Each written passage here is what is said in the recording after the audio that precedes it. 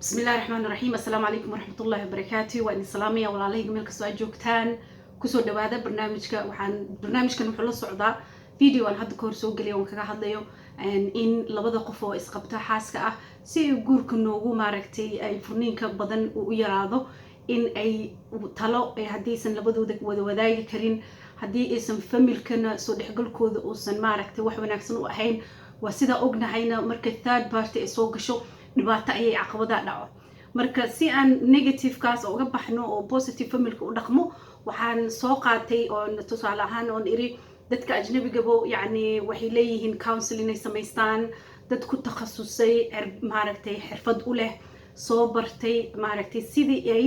ku badbaadin lahaayeen guurka oo aan aragno ayaantan inuu dib u sii socdo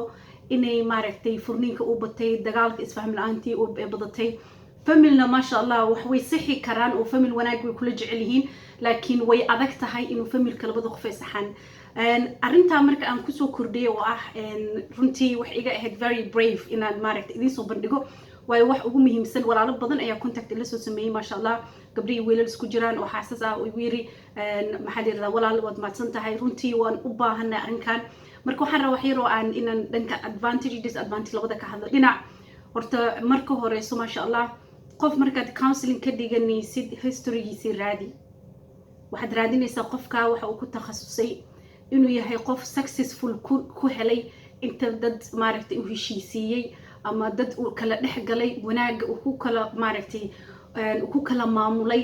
testimonial inuu qofka raadiyo مثلا inta badan waxaan raadsanaa markaan leenahay wax walba cilmi ay leeyihiin cilmina waxaan ka wadaa qofka waxa ku soo takhasusay ma eegayo marka uu ku saxayo inuu personal ahaan u dhexgalo waxaad u sheeganaysid waxa laga yaabaa qof waalidkaaga ama dadka familkaaga ama asxaabtaada wactay waxaad u sheegatay dhibka aad mareysay oo labada qof ah marxaladoodina ay cirka kala taagan tahay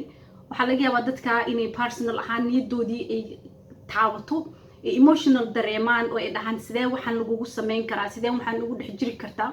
emotion kaasna oo qofkii maaragtay isan waxba hagaajinin isku kala carraan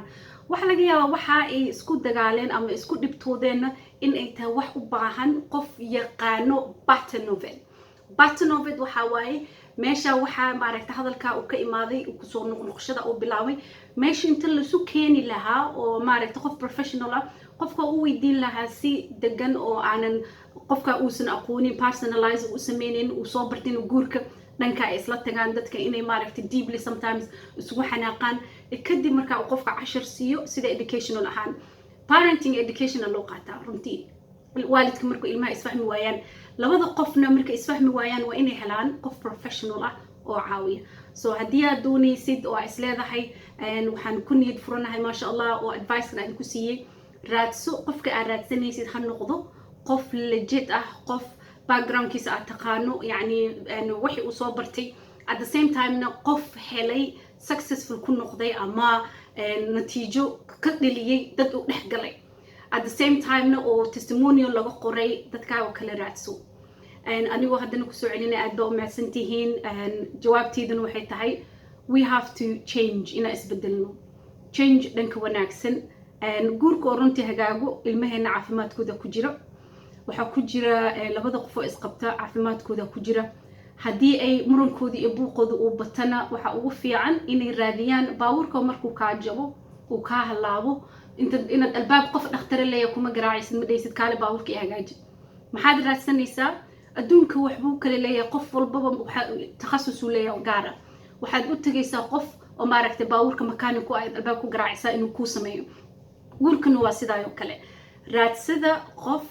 in maaragtay uu yaqaano oo ku takhasusay oo fahmaya oo labada qof seenan wixii isku dagaaleen inay fikirkoodii opinionkoodii meesha yaalay oo nonsense ah inay kala dhex yaalaan laakiin la fiiriyo sidee ku kala bedeli karaan labadoodii ee u noqon karaan laba isbedel doona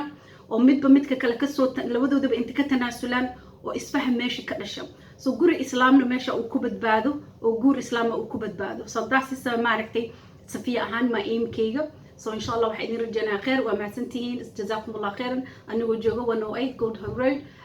ما أنتم أي تمالين سبتي وأن حد نسويه إن after إن شاء الله soon أم بلاه بدون training كني أو أها وسديد لبي 10 week ومانتي كلهم foundation ونو مريو week 9 جزاكم الله السلام عليكم